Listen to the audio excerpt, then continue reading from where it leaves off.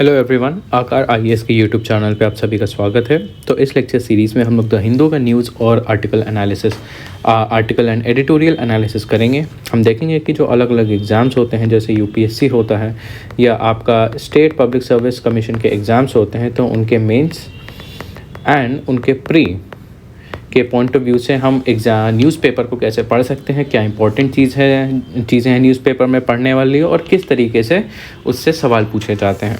तो ये चीज़ हम इसमें देखेंगे। तो मेरा नाम है मृणाल कुमार। आज है 11 दिसंबर एंड आज है मंडे। तो हम क्या क्या चीज़ें देखेंगे, क्या क्या आर्टिकल्स देखेंगे। सबसे पहला तो है विश्वकर्मा स्कीम के ऊपर एक आर्टिकल आया है कि उसके अभी सितंबर में लॉन्च हुई थी ये स्कीम एंड इसको काफ़ी सारे लोगों ने इसके लिए अप्लाई किया है। एंड उसके बाद एक आर्टिकल आया है आपका फ्री बीज पॉलिटिक्स के ऊपर एंड उसका इकोनॉमी पे इम्पैक्ट पड़ता है, क्या पड़ता है। उसके बाद आपका एक आर्टिकल आया है hypocrisy of western democracy. Actually आपका एक एडिटोरियल है, ये दोनों आपके एडिटोरियल्स हैं। आपका है एक वेस्टर्न डेमोक्रेसी की हिपोक्रेसी के ऊपर आया है। बैकग्राउंड जो चल रहा है आपका हमास और इज़राइल के बीच में जो वॉर चल रहा है उसके बैक कॉन्टेक्स्ट में आया है। और आपका इकोनॉमिक ग्रोथ के ऊपर आर्टिकल आया है, strategy for India's future growth. तो चलिए सबसे पहले हम कुछ इंपॉर्टेंट आर्टिकल्स को एनालाइज करते हैं, उनसे रिलेटेड कुछ ना कुछ थ्योरी देखते हैं। ठीक है, सबसे पहला आपका आर्टिकल है 221.15 lakh applications received under the PM Vishwakarma scheme says skill ministry. तो देखिए इसकी अगर रेलेवेंस बता दूं तो इंडिया की गवर्नमेंट की अगर प्रीलिम्स की बात करें तो हर साल अलग अलग स्कीम्स एंड प्रोग्राम्स लॉन्च किए जाते हैं एंड अक्सर उनसे डायरेक्ट ऑब्जेक्टिव क्वेश्चन इनसे फॉर्म होता है, स्पेशली स्कीम के कुछ डिटेल्स के बारे में कि स्कीम कौन लॉन्च कर रहा है, क्या नेचर है स्कीम का, क्या फंडिंग पैटर्न है, कौन बेनिफिशियरी है, क्या फंक्शन है स्कीम का, क्या बेनिफिट्स प्रोवाइड करते हैं स्कीम के। एंड अगर हम मेंस के पॉइंट ऑफ व्यू से देखें तो देखिए यहाँ पे हम ब्रॉड कॉन्टेक्स्ट में देखेंगे। ठीक है, हम यहाँ पे आपके सोशल जस्टिस और सोशल जस्टिस के अंडर इसको देखेंगे एंड आपका जो स्किल डेवलपमेंट वाला पार्ट आता है आपका, स्पेशली GS2 में स्किल डेवलपमेंट पॉलिसीज़, उसके कॉन्टेक्स्ट में इस प्रोग्राम को इंटरप्रेट करेंगे। एंड आपका जो GS3 है आपका इंडियन इकोनॉमी वाला जो पोर्शन है उसमें आपका लेबर एंड आपका जो एम्प्लॉयमेंट वाला पोर्शन होता है उसके अंडर में आप इस वाले चीज़ को पढ़ेंगे। तो अगर मेंस की अगर बात करें तो एक ब्रॉड कॉन्टेक्स्ट में आपको इस स्कीम को देखना पड़ेगा कि इंडिया में ये स्कीम लाई क्यों जा रही है, क्योंकि इंडिया में काफ़ी ज़्यादा इन्फॉर्मलाइजेशन है, casualisation of the work force है एंड आज के समय में टेक्नोलॉजी बहुत तेज़ी से डेवलप हो रही है एंड कहीं ना कहीं जो अनस्किल्ड लोग हैं, जो रूरल बैकग्राउंड के लोग हैं, जो कि नॉन एग्रीकल्चरल या और एग्रीकल्चरल फील्ड में काम कर रहे हैं, तो उनको और ऐसे कैसे आगे बढ़ावा दिया जा सके कि आगे आने के समय में वो भी स्किल्ड हो और फॉर्मल वर्कफोर्स में इन्वॉल्व हो सके। तो इस तरीके की प्रॉब्लम्स के क्या क्या सल्यूशन हो सकते हैं, उनमें से एक है ये स्कीम। इसी प्रॉब्लम को के सल्यूशन को लाने के लिए इस स्कीम को लॉन्च किया है। तो देखिए ये स्कीम जो है आपकी 17 सितंबर में लॉन्च हुई थी एंड इसका एम क्या है, जो आपके स्किल डेवलपमेंट है, स्किल और अपग्रेड ट्रेनिंग जो आपके आर्टिसान्स हैं एंड क्राफ्ट पीपल है, was announced by PM Narendra Modi. तो जो कारीगर होते हैं, जो आर्टिस्ट होते हैं, जो हाथ से चीज़ें बनाते हैं, जो हस्तशिल्प वाली जो चीज़ें बनाते हैं, उन लोगों के लिए ये स्कीम है जो अलग अलग तरीके के क्राफ्ट में इन्वॉल्व रहते हैं। एंड सबसे ज़्यादा इसकी एप्लीकेशंस कहाँ से आई हैं, कर्नाटका से आई हैं। इस स्कीम में क्या होता है, ये जो आर्टिसान्स होते हैं, ये जो कारीगर होते हैं, अलग अलग आर्टिकल्स जो बनाते हैं, ठीक है, इनको और कैसे ट्रेन किया जा सके, नई नई जो मशीनें आती हैं आजकल उससे कैसे उसको यूज़ करना कैसे सिखाया जाए, और आज के समय में मार्केट में क्या क्या चीज़ें चल रही हैं उनसे इनको इन्फॉर्म कराया जाए, ताकि आज के समय में जहाँ पे सारे काम मशीन कर रहे हैं, ये कहीं ना कहीं उस रेस में ये लोग भी आगे बने रहें, जो आपके वर्कर्स हैं।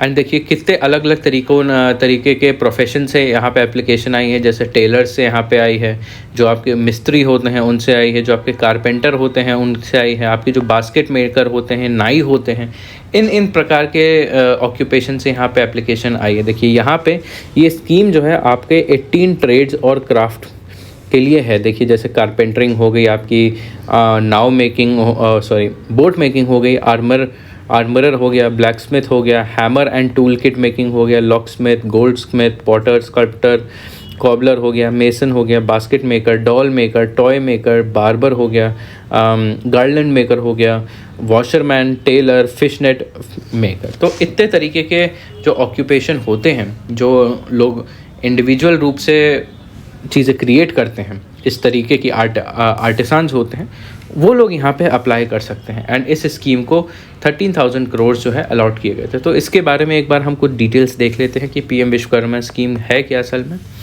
Design to uplift traditional artisans and craft people engage in various occupation, like ये जो हमने अभी डिस्कस किया, with a focus on preserving cultural heritage and integrating them into the formal economy and global change। तो जो आपके आर्टिसान्स हैं और क्राफ्ट पीपल हैं, उनको एक तो उनका अपलिफ्टमेंट करना, और जो वो आर्टिकल्स बनाते हैं, जिन चीज़ों को बनाते हैं, देखिए कहीं ना कहीं उस लोकल कल्चर से वो अटैच होती हैं वो चीज़ें।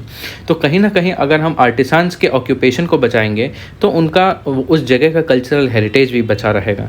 एंड कहीं ना कहीं अगर उनके पास और ज़्यादा स्किल्स होंगे, वो टेक्नोलॉजी का यूज़ करना जानते होंगे, ठीक है, तो कहीं ना कहीं जो फॉर्मल इकोनॉमी है उसमें वो इंटीग्रेट हो पाएंगे और आपकी जो ग्लोबल वैल्यू चेन है उसमें ये कंट्रीब्यूट कर पाएंगे। ये देखिए, ये एक सेंट्रल सेक्टर स्कीम है, fully funded by the government of India.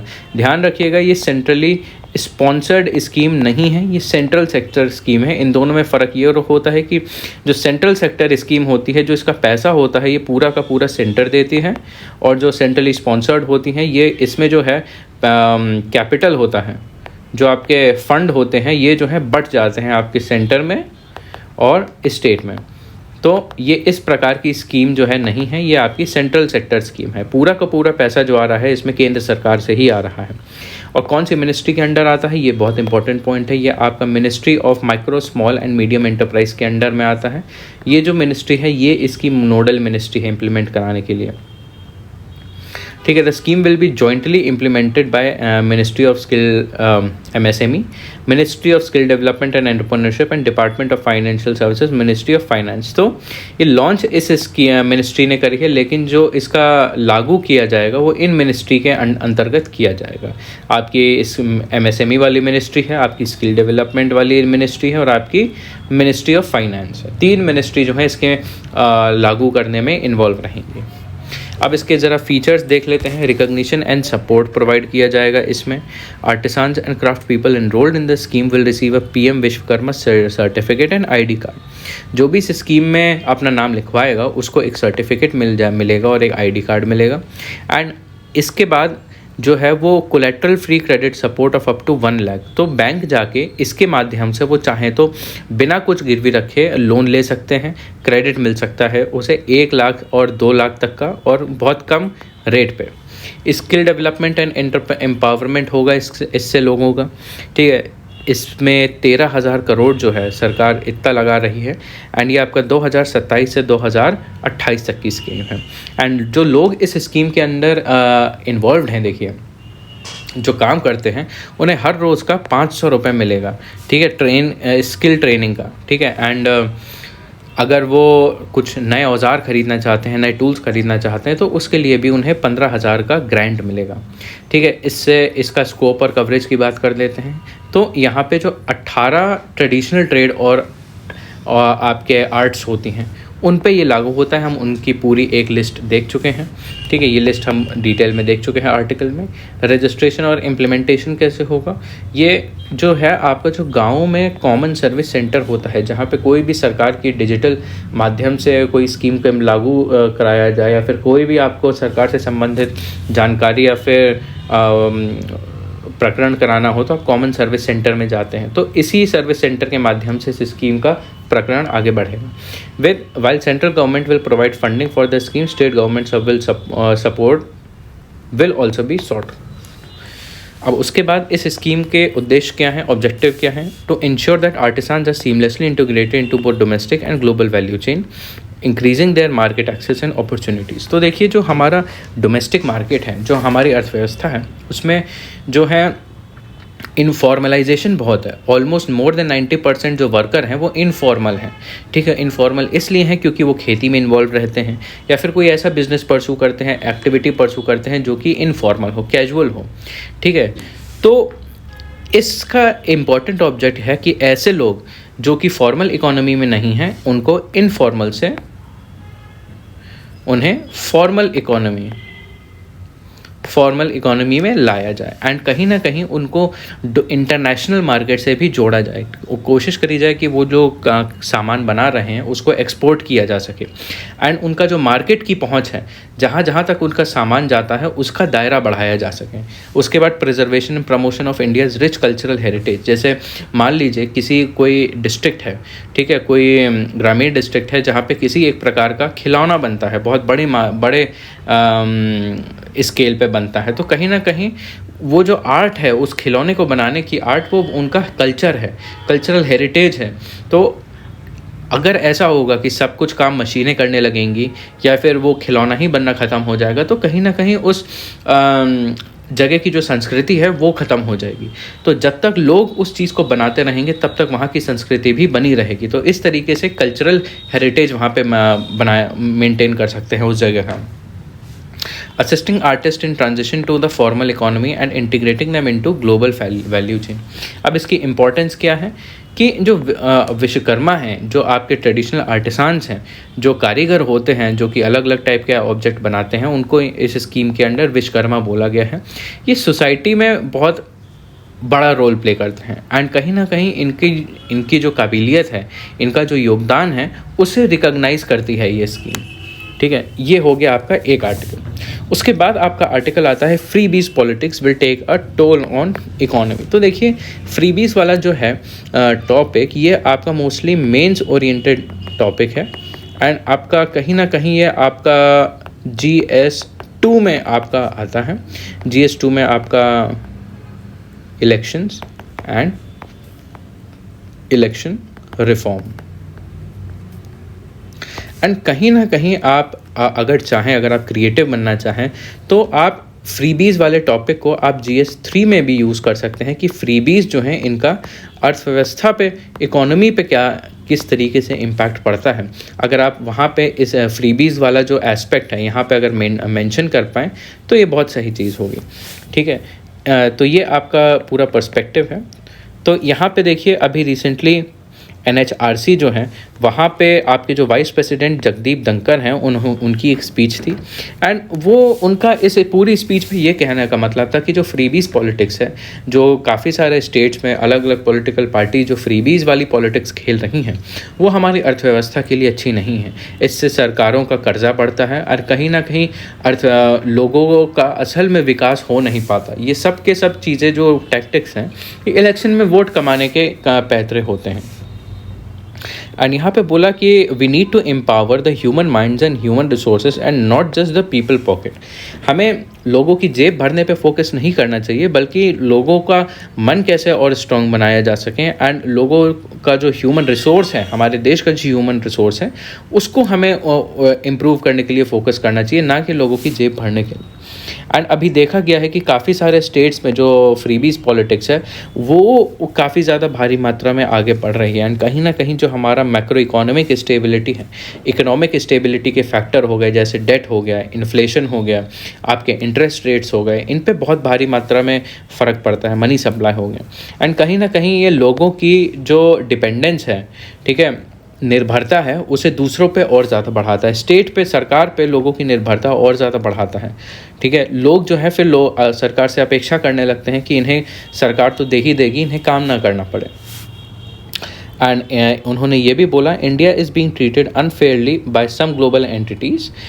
तो ये बोला कि जो अलग अलग आपके करप्शन से रिलेटेड ग्लोबल प्लेटफॉर्म्स हैं, ग्लोबल पब्लिशर्स हैं रिपोर्ट के, कहीं ना कहीं वो इंडिया को फेयरली ट्रीट नहीं करती हैं ह्यूमन राइट्स के मामले में। क्योंकि यहाँ पे देखिए ह्यूमन राइट की एक कॉन्फ्रेंस पे ये लेक्चर दे रहे थे, तो ह्यूमन राइट्स की भी यहाँ पे बात चली थी कि इंडिया का ह्यूमन राइट का अगर हम अलग अलग अंतर्राष्ट्रीय जो संस्थान हैं उनकी जो रिपोर्ट आती है उनके हिसाब से देखें तो इंडिया के ह्यूमन राइट्स का रिकॉर्ड बहुत ज़्यादा अच्छा, वो ऐसा नहीं बताते।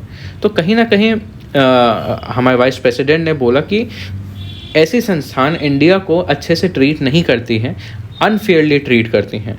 एंड कहीं ना कहीं वो जो ये सब जानकारी ले रहे हैं ये सिर्फ ऊपर ऊपर से ऐसा दिखता है, लेकिन इंडिया में हालात काफ़ी ज़्यादा सुधर चुके हैं। एंड कहीं ना उसके अलावा ये भी बोला कि इंडिया में जो करप्शन की समस्या है धीरे धीरे कम होती जा रही है और ट्रांसपेरेंसी और अकाउंटेबिलिटी है गवर्नमेंट में, गवर्नेंस में एक टाइप से गेम चेंजर बन चुकी है, क्योंकि काफ़ी ज़्यादा डिजिटाइजेशन आया है, अकाउंटेबिलिटी मेजर्स आए हैं, ठीक है, काफ़ी नए रिफॉर्म्स पे फोकस किया जा रहा है, ट्रांसपेरेंसी पे फोकस किया जा रहा है, जैसे आरटीआई हो गया, तो इससे काफ़ी ज़्यादा प्रभाव पड़ा है। तो इन सब चीज़ों की इस आर्टिकल में बात करी है देखिए। एंड अगर हम अब थ्योरी के बारे में थोड़ा देखें अबाउट फ्रीबीज, की फ्रीबीज होते क्या हैं असल में। Political parties promise to offer free electricity, water supply, monthly allowance to unemployed, daily wage workers, women, as well as gadget like laptop, smartphone in order to secure the vote of people. आपने अक्सर देखा होगा कि कोई राजनीतिक संस्थान या फिर आपकी पॉलिटिकल पार्टी जो है वो कहती है कि अगर हम इलेक्ट होंगे तो मोबाइल फ़ोन बांटेंगे, लैपटॉप बांटेंगे, हम बिजली मुफ्त कर देंगे, पानी मुफ्त कर देंगे, अगर कोई बेरोज़गारी का बहुत ज़्यादा है कहीं पे तो बेरोज़गारी का भत्ता दिया जाएगा, ठीक है, अलाउंस दी जाएगी। तो ये सारी चीज़ें क्यों करी जाती हैं? लोगों को लुभाने के लिए करी जाती हैं कि लोग जो हैं हमें हमारी इस नीति से प्रभावित हों और हमें वोट दें, ठीक है। तो एक टाइप से लोगों को चीज़ें फ्री में बांट रहे हैं अपने वोट का पाने के लिए। The states have become habituated by giving freebies, be in form of loan waiver और free electricity, cycle, laptop, TV set and so on. तो अब स्टेट जो है विकास पे कम फोकस कर रहे हैं, ठीक है, वोट मांगने के लिए ये कम दिखा रहे हैं कि उन्होंने कितना विकास किया है, लेकिन ये नहीं कर रहे हैं। जबकि कर क्या रहे हैं, इलेक्शन में ये बोल रहे हैं कि हम इन्हें फ्री लैपटॉप देंगे, लोगों को फ्री लैपटॉप देंगे। तो ये आज के समय में हो रहा है। Certain kind of expenditure that are done under the populist pressure और with election in mind may be questionable, but given in the last 30 years there has been rising inequality, some kind of relief to the population in form of subsidies may not be unjustified but actually necessary for the economy to continue its growth path, ठीक है। तो यहाँ पे ये बोला है कि इस फ्रीबीज से जो स्टेट के ऊपर प्रेशर आता है, स्टेट के फाइनेंसेस का प्रेशर आता है, वो काफ़ी ज़्यादा क्वेश्चनेबल है। People there should not be a long term burden on the economic health of the state और द सेंट्रल गवर्नमेंट, कि ये जो फ्रीबीज वाली पॉलिटिक्स है ये तब तक अच्छी है जब तक इससे कोई भी बुरा प्रभाव नहीं पड़ रहा, लेकिन पार्टीज़ को इस पर निर्भर नहीं होना चाहिए अपने वोट्स को बढ़ाने के लिए। तो देखा जाए अगर हम मेंस का कुछ एनालिसिस करें, मेंस ओरिएंटेड कुछ एनालिसिस करें आपके फ्रीबीज के ऊपर, तो फ्रीबीज देखिए, अगर आपसे पूछा जाए कि फ्रीबीज के ऊपर एनालिसिस करिए, एवेलुएट करिए या आर्गूमेंट्स लिखिए, तो फ्रीबीज के क्या पॉजिटिव हो सकते हैं और क्या नेगेटिव्स हो सकते हैं, चलिए उस चीज़ को देखते हैं। सबसे पहले हम देखेंगे फ्रीबीज के फेवर में क्या क्या आर्गूमेंट हैं। सबसे पहली चीज़ तो है it facilitates growth. There are some examples which show that some expenditure outlay have overall benefits such as public distribution system, employment guarantee schemes, support to education and enhanced outlay of health particularly during the pandemic, ठीक है। तो फ़ायदा ये है कि कुछ ऐसी तरीके की फ्रीबीज़ हैं जिनसे असल में समाज को बहुत फ़ायदा हुआ है। जैसे आपका पब्लिक डिस्ट्रीब्यूशन सिस्टम हो गया, जिससे मुफ्त अनाज मिलता है या बहुत कम दर पे अनाज मिलता है, लोगों को नौकरी सपोर्ट कराने, गारंटी कराने की स्कीम है, लोगों की शिक्षा को को एक हक की तरह देने की स्कीम है, ठीक है, और आपका है स्वास्थ्य के ऊपर है। These go a long way in increasing the productive capacity of the population and build a healthier and a stronger work force which is necessary for any growth strategy. तो देखिए, अगर इस तरीके की स्कीम है जो कि समाज को एक ऐसी फ्री चीज़ दे रहे हैं जिससे समाज को असल में फ़ायदा हो रहा है, तो ये बहुत अच्छी बात है। क्यों? क्योंकि इससे लोगों की प्रोडक्टिविटी बढ़ती है, काम करने की क्षमता बढ़ती है, एंड लोग भी होते हैं, उनका स्वास्थ्य अच्छा होता है और ज़्यादा स्ट्रॉन्ग और हेल्दी होते हैं लोग। और अगर ऐसा सिचुएशन होगा तो वो लोग अर्थव्यवस्था में और अच्छे से कंट्रीब्यूट कर पाएंगे। एंड इसके अलावा है इट बूस्ट इंडस्ट्रीज़, ठीक है, इससे औद्योगिक विकास होता है। जैसे तमिलनाडु, बिहार जो हैं are known for giving women sewing machine, sari and cycles, but they buy this from the budget revenues contributing to the sales of industries. की इससे जो है और किस तरीके से सामाजिक विकास हुआ है अलग अलग जगहों पे, इससे उद्योग का कैसे विकास हुआ है कि तमिलनाडु, आप इसको एग्जाम्पल की तरह भी, बहुत अच्छा एग्जाम्पल की तरह भी लिख सकते हैं। तमिलनाडु और बिहार में क्या हुआ है कि वहाँ पे सरकारें जो है महिलाओं को सिलाई मशीन दे रही हैं, साइकिल दे रही हैं, ठीक है। इससे क्या होगा कि जो महिलाएं हैं वो खुद से अपना कोई ना कोई कारोबार खोल सकती हैं या फिर कहीं ना कहीं और खुद काम कर सकती हैं, खुद पैसे कमा सकती हैं और फाइनेंशियली इंडिपेंडेंट हो सकती हैं, ठीक है। It can be considered a boost for the supplier industry and not a wasteful expenditure given the corresponding production. तो देखिए, अगर सिलाई मशीन दी जा रही है, साइकिल दी जा रही है, साड़ी दी जा रही है, तो देखिए अगर सरकार ये सारी चीज़ें किसी फैक्ट्री से खरीदेंगे भी तो इसको खरीदने में भी तो उस उद्योग का और विकास होगा, ठीक है। साइकिल और बनेंगी, सिलाई मशीन और बनेंगी तो उसकी इंडस्ट्रीज़ और खुलेंगी, लोगों को और ज़्यादा रोज़गार मिलेगा, ठीक है, और ज़्यादा सेल्स होगी, मनी सर्कुलेट होगा पूरी इकोनॉमी में, ठीक है, टैक्स कलेक्शन होगा तो बेटर ही रहेगा। Essential for fulfilling expectations in a country like India where states have a certain level of development upon emergence of election, there are expectations from the part of people which are met by such promises of freebies। कि अगर लोग किसी भी party को vote देके सत्ता में लाते हैं तो कहीं ना कहीं वो लोगों की भी अपेक्षा होती है कि उनको भी कुछ ना कुछ बेनिफिट मिले, और लोग जो है तभी संतुष्ट होते हैं जब उन्हें कोई इमीडिएट बेसिस पे बेनिफिट मिले, और वो कैसे फुलफिल हो पाता है आपका फ्रीबीज के माध्यम से। Moreover there are also comparative expectation when people of that joining areas get freebies. एक और आर्गूमेंट ये है कि helps in lesser developed states with states that have comparatively lower level of development with a larger share of population suffering from poverty. Such kind of freebies become need demand based and it becomes essential to offer the people such subsidies for their own upliftment. कि कुछ ऐसे states हैं, ऐसे कम विकसित states हैं जहाँ पे देखिए बहुत भारी मात्रा में गरीबी है या फिर विकसित राज्य नहीं है वो, तो वहाँ पे कहीं ना कहीं इन सब चीज़ों को काउंटर करने के लिए, पॉपुलेशन के वेलफेयर करने के लिए फ्री बीज देना पड़ता है।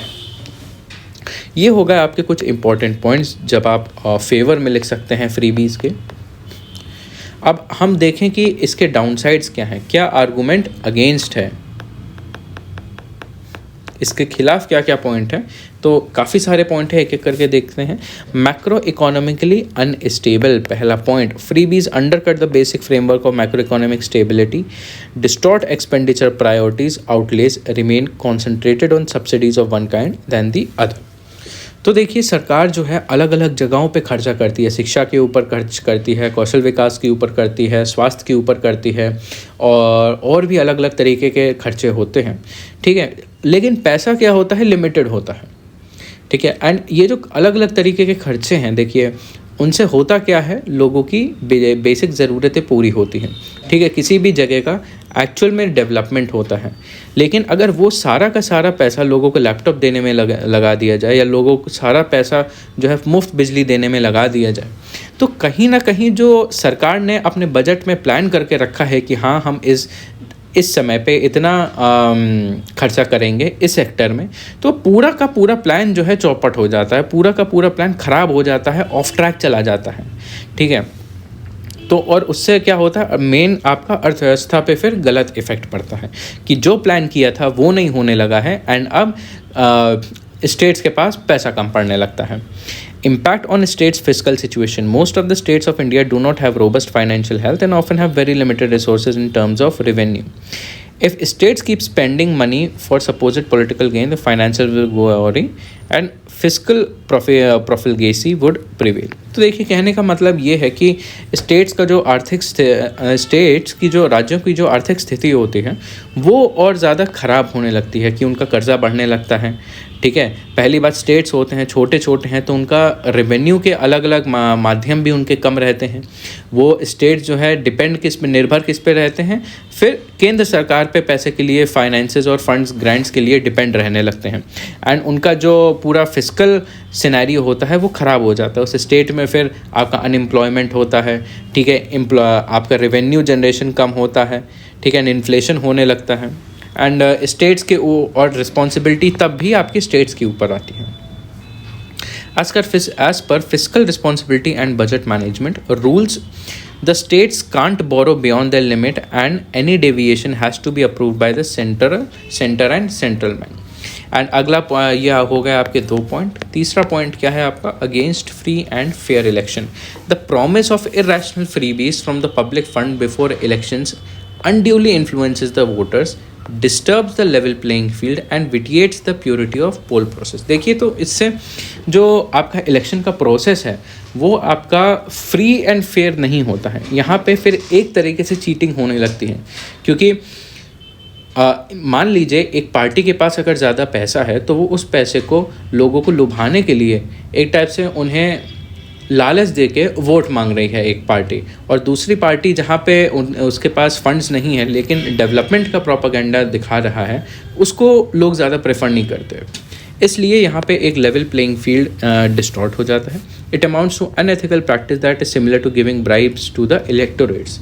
ठीक है, a step away from the environment when the freebies are about giving free power or certain quantum of free power, water, other kinds of consumption good, it distracts the outlays from environmental and sustainable growth, renewable energy and efficient public transport. Moreover, it is a general human tendency to use these things in excess when the provided for free.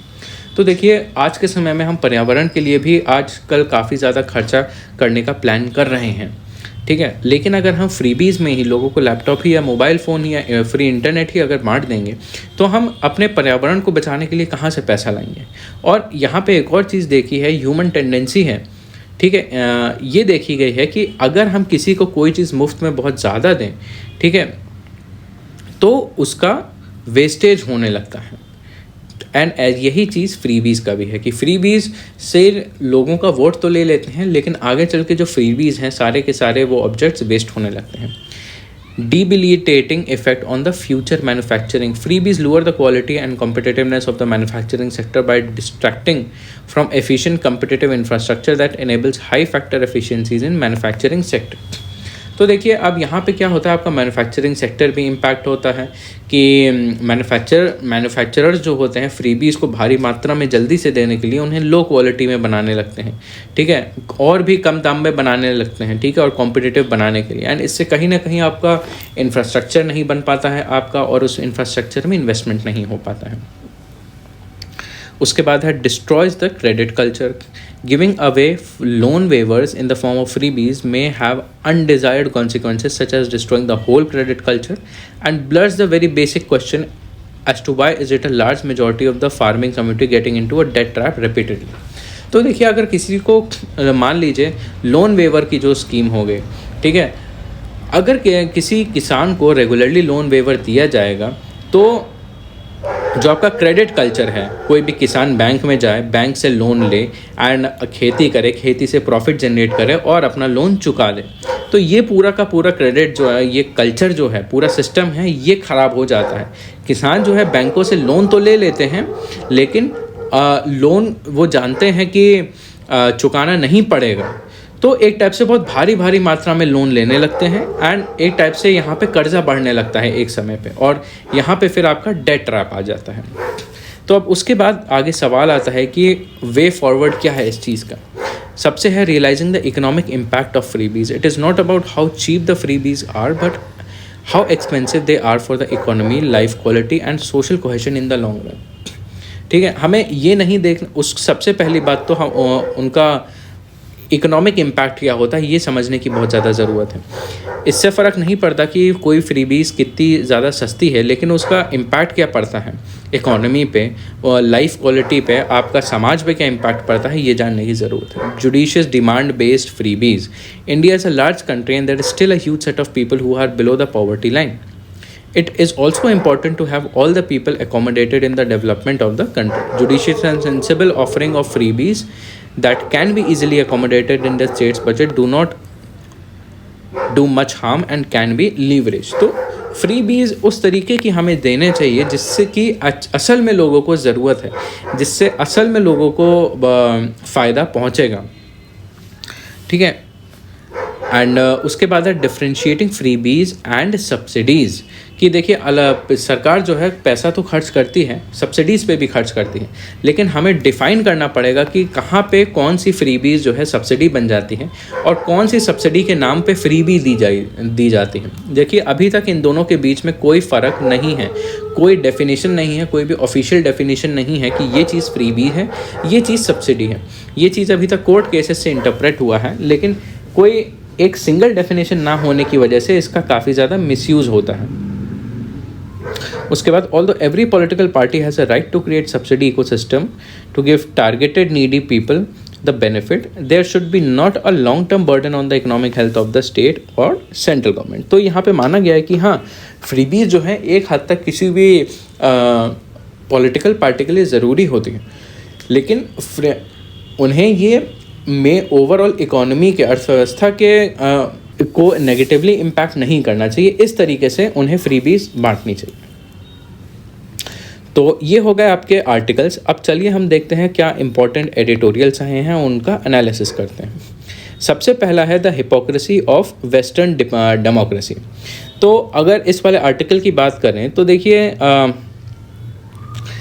ये आपका IR से related article है and यहाँ पे आपकी जो अलग अलग कंट्रीज़ की पॉलिसीज़ होती हैं, ठीक है, और कि आपका जो सिलेबस है GS2 का about effect of policies and politics of developed and developing countries on India, ठीक है, इस तरीके से आप इसको इंटरप्रेट कर सकते हैं। कहीं ना कहीं इस आर्टिकल का पूरा जो कंटेंट है आप अपने एस्से में एक इम्पॉर्टेंट पर्सपेक्टिव आप यहाँ से देख सकते हैं about Hamas and Israel war के ऊपर, और आपका जो फ्रीडम ऑफ स्पीच इन दोनों के ऊपर आप अगर चाहें तो आप अपने एस्से में लिख सकते हैं, ठीक है। यहाँ पे एक बहुत अच्छा पर्सपेक्टिव मिलता है। तो देखिए अगर इसको समराइज़ करने की बात करूँ, यहाँ पे देखिए बात ये की जा रही है कि जो आपकी वेस्टर्न कंट्रीज़ हैं, देखिए अभी तक जो है ये आपका लिबरल डेमोक्रेसी जो होती है, ठीक है, फ्रीडम ऑफ स्पीच जो होती है, इनको काफ़ी ज़्यादा स्ट्रांगली सपोर्ट करती हैं पूरी दुनिया में एंड एक टाइप से इन्हीं के माध्यम से अपनी एक अच्छी छवि बनाती हैं। लेकिन आज के समय में जो हमास इज़राइल वॉर चल रहा है, यहाँ पे इनका पूरा का पूरा रुख पलट गया है। यहाँ पे लोगों का जो फ्री स्पीच है, अलग जो आपकी डेवलप्ड कंट्रीज़ हैं जैसे USA हो गया, UK हो गया, यहाँ पे लोगों की फ्री स्पीच को कर्टेल किया जा रहा है for by taking one side. तो आर्टिकल यही कह रहा है कि जो वेस्टर्न डेमोक्रेसी खुद को एक इतना विकसित देश बताती हैं, पॉलिटिकली एडवांस कंट्रीज़ बताती हैं, असल में वो कंट्रीज़ भी लोगों का जो हक है, फ्रीडम ऑफ स्पीच है, उसको जो है सप्रेस करती हैं। कैसे करती हैं हम इस आर्टिकल में चलिए देखते हैं।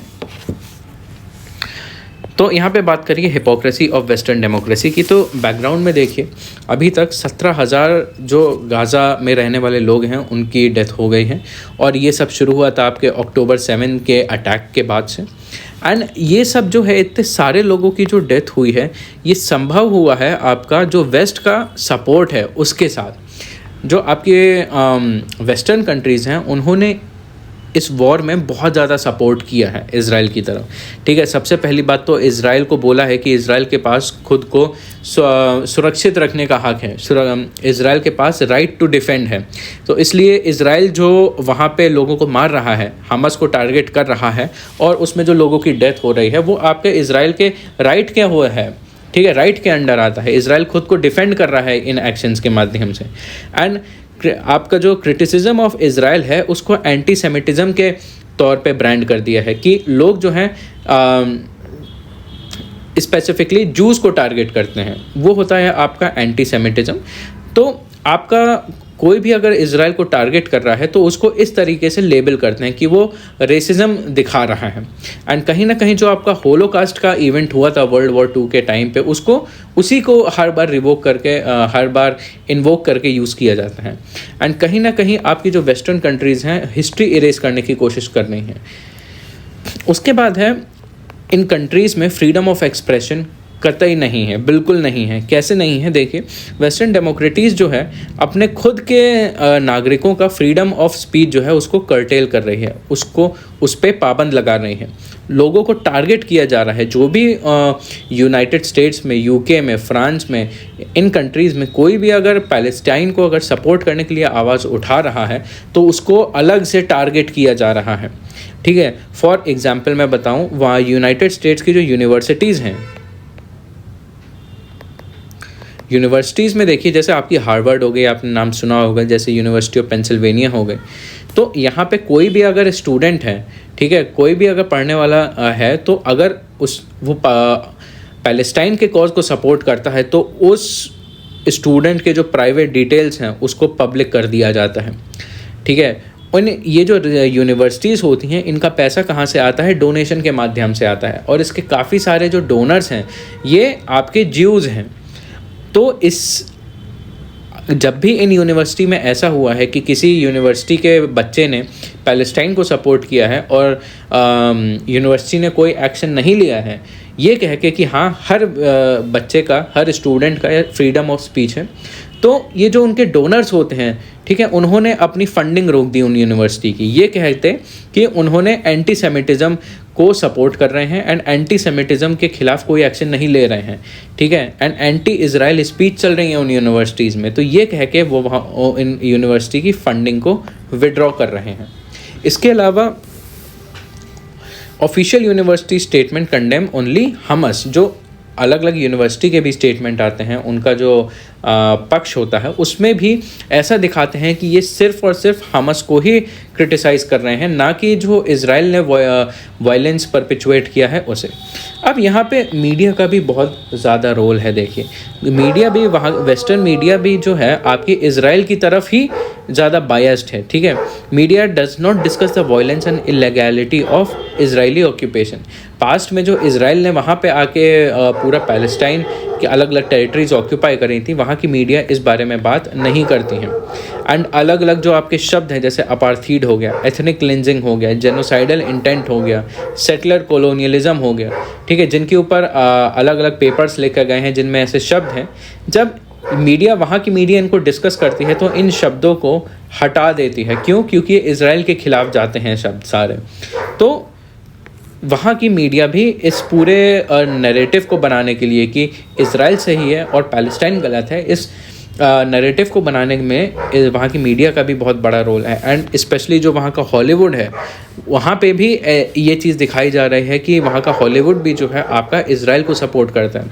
इसका इतना बड़ा इम्पैक्ट ये है क्योंकि वहाँ पे हॉलीवुड के जो लोग हैं, लोगों के पब्लिक के बीच में उनकी फॉलोइंग बहुत बड़ी है, ठीक है, लोग इन्हें बहुत मानते हैं। तो ये जो भी कहेंगे लोगों तक उनका मैसेज पहुंचेगा, संदेश पहुंचेगा और लोग भी फिर उनको सपोर्ट करेंगे। हॉलीवुड को भी प्रेशराइज़ किया गया है कि वो पैलेस्टाइन को सपोर्ट ना करें। और अब आपका अगर यूरोपियन कंट्रीज़ के बारे में देखें तो यूरोपियन कंट्रीज़ में तो ओवरऑल स्पीच को बैन कर दिया गया है। कोई भी वहाँ पे पैलेस्टाइन को सपोर्ट करने के लिए प्रोटेस्ट नहीं कर सकता। एंड वहाँ पे अगर सपोर्ट होगा तो सिर्फ़ और सिर्फ इज़राइल का होगा।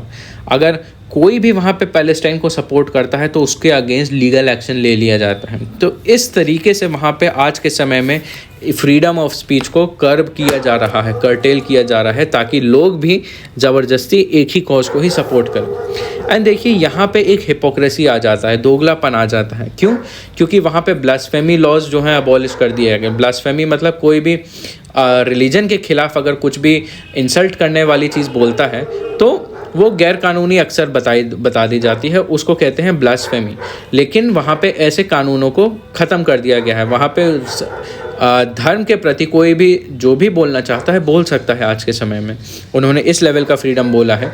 कैरिकेचर ऑफ रिलीजन अलाउड है, ठीक है, और फ्री स्पीच है। तो वहाँ पे कहने के लिए तो रिलीजन से संबंधित इतनी फ्रीडम है, बट जहाँ भी हमास और इजराइल की बात आती है तुरंत यहाँ पे वो पीछे हट जाते हैं और लोगों के बीच में फ्रीडम ऑफ स्पीच को बैन कर देते हैं। तो इस तरीके से वेस्ट को काफ़ी वेस्ट का यहाँ पे जो हिपोक्रेसी है वो एक्सपोज करने की कोशिश करी है। एंड अब यहाँ पे इन सब चीज़ों का रूट कॉज क्या है? कहीं ना कहीं वो अभी भी एक कॉलोनियल और इम्पीरियलिज्म की मेंटालिटी से ये एक्शंस ले रहे हैं। एंड दिखाते क्या हैं कि असल में कंट्रीज़ जो हैं अभी भी एक कॉलोनियल मेंटालिटी की हैं, लेकिन ऊपर से वो मास्क किस चीज़ का लगाए हैं? लिबरल डेमोक्रेसी का। कहते हैं बाहर से कि हम लिबरल डेमोक्रेसी हैं, लेकिन उनके काम काफ़ी ज़्यादा इम्पीरियलिज्म और कॉलोनियलिज्म वाले हैं। लेकिन आज के समय में किसी लिबरल डेमोक्रेसी में भी अगर फ्रीडम ऑफ स्पीच को कर्ब किया जाए तो वो भी अब उनकी डेमोक्रेसी भी फिर थ्रेट में आ सकती है। एंड इसका पूरा सल्यूशन ये है कि वेस्टर्न डेमोक्रेसी को एक्सपोज करने का, ठीक है। वेस्टर्न डेमोक्रेसीज जो आज के समय में हिपोक्रेसी दिखा रही हैं, दोगलापन दिखा रही हैं, इसे एक्सपोज करना पड़ेगा। एंड कहीं ना कहीं इसके लिए स्टेप्स भी अलग अलग जगहों पे लिए जा रहे हैं। फॉर एग्जांपल जैसे कनाडा में एक national inquiry into missing and murdered indigenous women and girls की एक कमेटी बैठी थी, जिसने ओवरऑल डिक्लेयर किया था कि वहाँ की जो सरकार है उसने एक्नॉलेज किया था, माना था कि कनाडा की सरकार ने जेनोसाइड जो है इंडिजिनस पीपल के अगेंस्ट कमिट किया है, ठीक है। एंड कहीं ना कहीं गाज़ा में इतना वायलेंस हो रहा है, उसके प्रति भी लोगों का ओपिनियन चेंज हो रहा है। गाज़ा के प्रति भी अब धीरे धीरे लोगों का सपोर्ट बढ़ता जा रहा है। एंड अगर यूएस के ओपिनियन पोल की अगर बात करें तो 70% जो डेमोक्रेट्स हैं उन्होंने जो बाइडन की तरफ सपोर्ट जो है ठुकरा दिया है। तो कहीं ना कहीं इस पूरे का आउटकम ये आता है कि वेस्टर्न कंट्रीज़ जो हैं उन्हें इस चीज़ को स्वीकार करना चाहिए, एक्नॉलेज करना चाहिए जो उन्होंने तबाही मचाई है और इतना ज़्यादा वायलेंस कर रहे हैं। तो ये सारी चीज़ें जो हैं ये ऑथर इस आर्टिकल के थ्रू बताना चाह रहे हैं। तो चलिए बढ़ते हैं अब अगले आर्टिकल की तरफ। Calibrating a strategy for India's future growth. इसकी रेलेवेंस की अगर बात बता दूं, रेलेवेंस के बारे में बात करें तो प्रीलिम्स के पॉइंट ऑफ व्यू से आपके जो ट्रेंड्स इकोनॉमी में, आपके जो ट्रेंड्स चलते हैं, ट्रेंड्स जैसे आपका जीडीपी के ट्रेंड हो गए, आपके इन्फ्लेशन के ट्रेंड हो गए, जैसे आपके डेफिसिट के अलग अलग ट्रेंड हो गए, ठीक है, आपके सेविंग्स के ट्रेंड हो गए, अलग अलग आपके जो रेशियोज़ होते हैं, डेट टू जीडीपी रेशियोज़ होता है, जैसे और अलग अलग तरीके के रेशियो होते हैं, उसके बारे में आपको पता होना चाहिए। एंड यहाँ से अगर हम मेंस की अगर बात करें तो मेंस में ये आपका GS3 इकोनॉमिक डेवलपमेंट के अंडर आप इसे पढ़ सकते हैं कि ओवरऑल एक ब्रॉड बेस्ड स्ट्रैटेजी क्या होनी चाहिए इंडिया के इकोनॉमिक डेवलपमेंट के लिए बेस्ड अपॉन इकोनॉमिक इंडिकेटर्स, ठीक है। और आगे के समय में क्या ग्रोथ फ्रेमवर्क होना चाहिए इंडिया की इकोनॉमी का, उस चीज़ के बारे में इस आर्टिकल ने बात करी है, जो कि आप अपने आंसर में इन चीज़ों को मेंशन कर सकते हैं। और यहाँ पे काफ़ी ज़्यादा डेटा भी मेंशन किया है, जो कि आप काफ़ी ज़्यादा आपके मेंस में एग्जाम्पल्स लिखने के लिए काफ़ी ज़्यादा यूज़फुल हो सकता है। तो इस चीज़ को आप ध्यान से देखिएगा। तो सबसे पहले यहाँ पे बात करी है इंडिया की ग्रोथ के बारे में, ठीक है। 2023 और 24 के लिए क्या अनुमान लगाया है कि आरबीआई ने बोला है कि इस साल जो है हमारी ग्रोथ 7% के परसेंट जीडीपी के ग्रोथ के हिसाब से चलेगी, और IMF और वर्ल्ड बैंक कहते हैं 6.3%, ठीक है। और अगर अभी हम फर्स्ट और सेकंड क्वार्टर की ग्रोथ के बारे में देखें तो हमारी ग्रोथ 7.8 और 7.6% रही है। तो कहीं ना कहीं इन आंकड़ों से मिलती जुलती हमारी ग्रोथ रही है और हमारी ग्रोथ अभी प्रेजेंट टर्म्स में सही है। लेकिन आज के समय में दुनिया में काफ़ी ज़्यादा चेंजेस चल रहे हैं, ठीक है। हम जानते हैं किस तरीके के चेंजेस हैं, जैसे वॉर्स चल रहे हैं, क्लाइमेट चेंज चल रहा है, कॉन्फ्लिक्ट्स चल रही हैं, आप एनर्जी इश्यूज चल रहे हैं। तो इंडिया की ग्रोथ अच्छी चल रही है, लेकिन बाहर से आने वाले समय में काफ़ी सारे इश्यूज हो सकते हैं। एंड कहीं ना कहीं हमारे दुनिया में अब डी ग्लोबलाइजेशन की तरफ हम बढ़ते जा रहे हैं। अभी तक क्या था, वैश्वीकरण का समय था जहाँ पे सारी कंट्रीज़ आपस में आर्थिक रूप से मिली हुई थी, ठीक है, कनेक्टेड थी आपस में। लेकिन अब क्या हो रहा है, उन देशों के बीच में युद्ध हो रहे हैं, कॉन्फ्लिक्ट्स हो रहे हैं, ठीक है। जो अलग अलग कंट्रीज़ हैं, यूएसए है, चाइना है, एक दूसरे के ऊपर ट्रेड बैरियर्स लगा रहे हैं, सैंक्शंस लगा रहे हैं। एंड आपकी जो सप्लाई चेन्स हैं वो ब्रेक हो रही हैं। जैसे आपका यूएस ने सैंक्शन कर दिया था कि रशिया जो है स्विफ्ट के थ्रू पेमेंट नहीं कर पाएगा। एंड कहीं ग्लोबल जीडीपी गिर रहा है, और ग्लोबली देखा जाए तो एक्सपोर्ट्स भी कम हो रहे हैं। क्यों? क्योंकि डीग्लोबलाइजेशन हो रहा है, ठीक है। तो इस सिचुएशन में देखिए क्या हो रहा है, कंट्रीज़ जो हैं, अलग अलग देश जो हैं, एक दूसरे के ऊपर निर्भरता कम करने की कोशिश कर रही हैं कंट्रीज़ की हमें दूसरे देश से इंपोर्ट ना करना पड़े, ठीक है। इस सिचुएशन में अगर देखा जाए इंडिया का एक्सपोर्ट, तो इंडिया के एक्सपोर्ट में 2003 से लेकर 2008-9 के बीच में अगर देखें तो इंडिया का एक्सपोर्ट जो है काफ़ी अच्छे स्तर से बढ़ा है। जैसे 2013-14 में 25% था, और अभी 2022-23 में 22.8% था। तो मतलब ये वाला जो परसेंटेज है काफ़ी ज़्यादा अच्छा है। एक्सपोर्ट जो है इंडिया में अच्छी ग्रोथ हो रही है, गुड ग्रोथ हो रही है। तो इंडिया कहीं ना कहीं जो है आपका एक्सपोर्ट लेड ग्रोथ पे डिपेंड कर रहा है। जो इंडिया का जीडीपी है, इंडिया कोशिश कर रहा है कि एक्सपोर्ट के माध्यम से अब हम अपना बैलेंस ऑफ पेमेंट है उसे इम्प्रूव करें, और हमारा इकोनॉमिक डेवलपमेंट ओवरऑल है इम्प्रूव करें। लेकिन देखिए हम जानते हैं अब दुनिया में डी ग्लोबलाइजेशन होने जा रहा है, हो रहा है, एंड लोग जो हैं इम्पोर्ट को कम कर रहे हैं, ठीक है। इस सिचुएशन में इंडिया जो है एक्सपोर्ट पे रिलाई कर रहा है। तो ये इंडिया के लिए आगे चल के टफ सिचुएशन हो सकती है कि इंडिया का एक्सपोर्ट बेस्ड डेवलपमेंट है, लेकिन आगे आने वाले समय में कोई इंपोर्ट ही नहीं कर रहा है, तब इंडिया क्या करेगा, ठीक है। ये एक ध्यान में रखने वाली इंपॉर्टेंट चीज़ है, India relying on export led growth. अब अगर मीडियम टर्म की अगर बात करें तो इंडिया का इन्वेस्टमेंट रेट देखते हैं कि डोमेस्टिक इंडिया को है जो है मीडियम टर्म में, मतलब आगे आने वाले 10-15 साल में डोमेस्टिक ग्रोथ ड्राइवर्स पे डिपेंड करना पड़ेगा, पे निर्भर होना पड़ेगा, इंटरनेशनल या फिर इंटरनेशनल ग्लोबल ड्राइवर्स पे नहीं। कि डोमेस्टिक ग्रोथ ड्राइवर्स कैसे हो गए, जैसे इंडिया का इंफ्रास्ट्रक्चर हो गया, ठीक है, जैसे टूरिज़्म हो गया, जैसे आपका स्किल डेवलपमेंट हो गया, आपका इकोनॉमिक प्रोडक्टिविटी हो गया, ठीक है, यहाँ पे एम्प्लॉयमेंट हो गया, ठीक है, इंडिया का इन्वेस्टमेंट हो गया। इंडिया को इंडिया के अंदर ही इन सब चीज़ों पे फोकस करना पड़ेगा, इनको स्ट्रॉन्ग बनाना पड़ेगा, और इन्हीं के माध्यम से इंडिया को खुद का ग्रोथ करना पड़ेगा।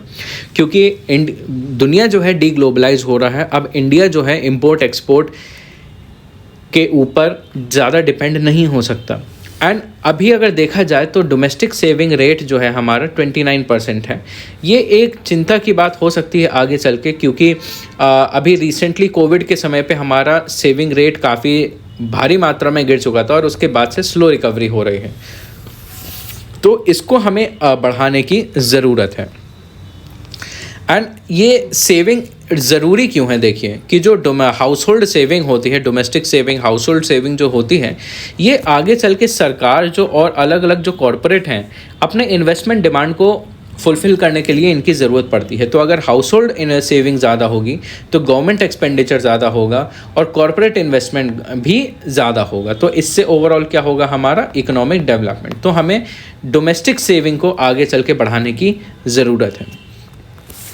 तो देखिए यहाँ पे बात करी है कि डोमेस्टिक सेविंग जो है, अगर उसमें हम अपना कैपिटल इनफ्लो ऐड कर दें और अपना changing stocks, valuables and discrepancies को माइनस कर दें, तो उससे आता है हमारा ग्रॉस फिक्स्ड कैपिटल फॉर्मेशन, ठीक है, अब ये इंपॉर्टेंट एस्पेक्ट है। देखिए अभी तक हमने किस किस की बात कर ली है, हमने किन फैक्टर्स के बारे में बात करी है, यहाँ पे हमने एक्सपोर्ट्स के बारे में बात करी है, ठीक है, हमने यहाँ पे सेविंग्स के बारे में बात कर ली, ठीक है। अब यहाँ पे हम बात करते हैं कैपिटल इन्वेस्टमेंट के बारे में, ठीक है। कैपिटल इन्वेस्टमेंट जो आज के समय में 29.2 है आपका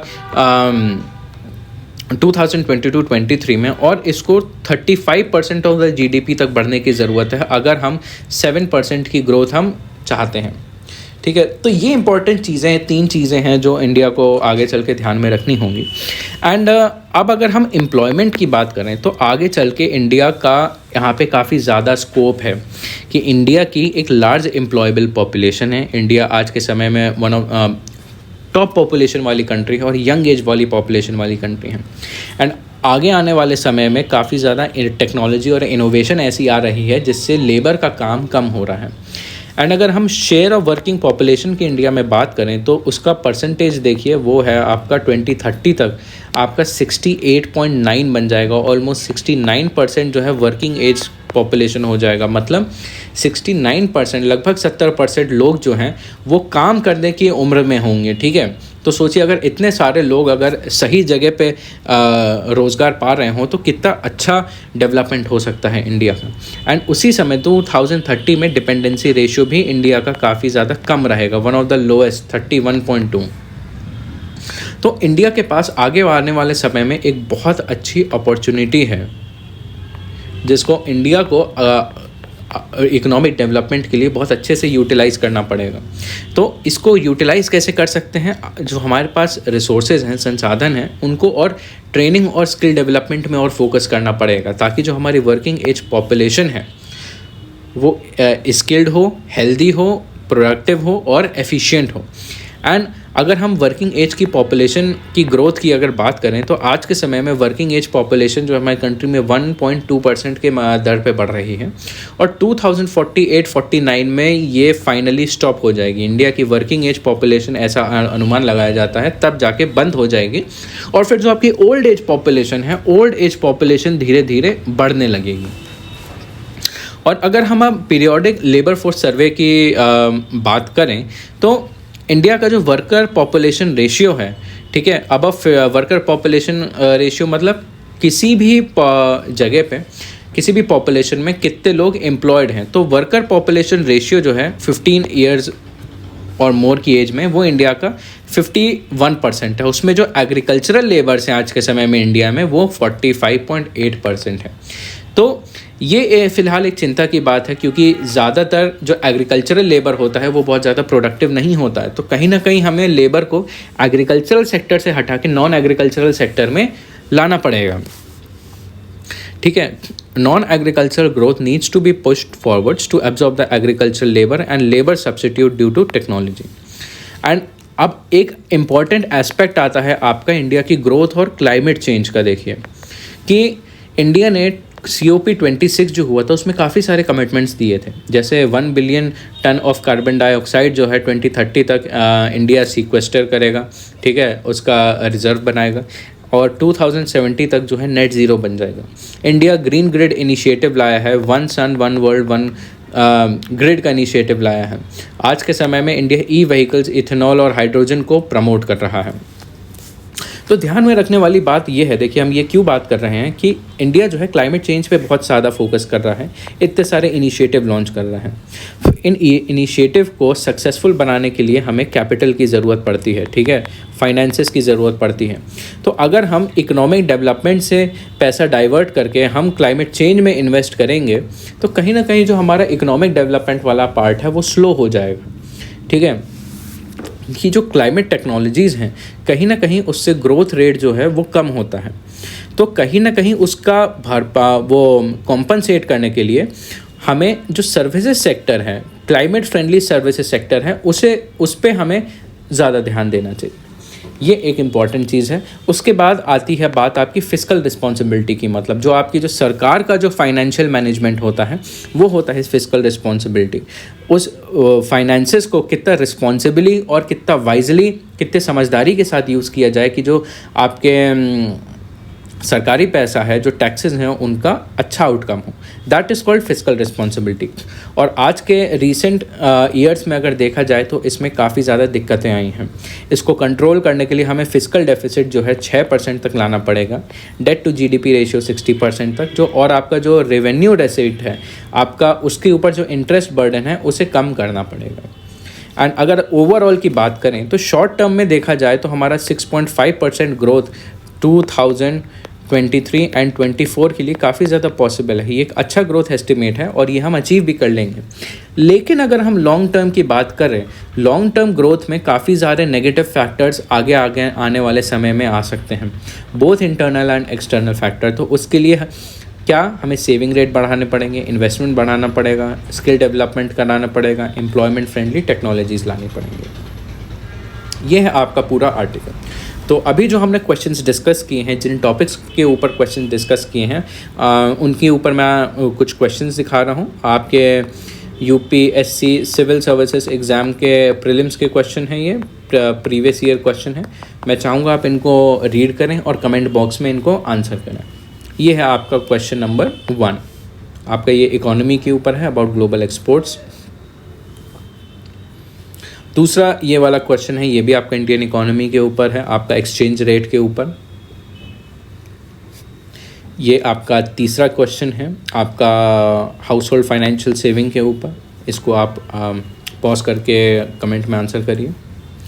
ये है आपका एक मेंस का question, explain the meaning of investment in an economy in terms of capital formation, discuss the factors to be considered while designing a concession agreement between public entity and private entity. तो ये आपका GS3 का एक question है। कोशिश करिए आप इस क्वेश्चन को 150 वर्ड्स एंड 10 मार्क्स के लिए अटेम्प्ट करें कमेंट बॉक्स में। अगर आप करते हैं तो उसका आपको रिव्यू मिल जाएगा। सो आई होप आपको ये लेक्चर यूज़फुल लगा हो, आपको कुछ नया जानने को मिला हो। एंड अगर आपको कोई भी इशू हो, कोई भी डाउट हो, तो आप कमेंट बॉक्स में डायरेक्टली पूछ सकते हैं। Till then, thank you.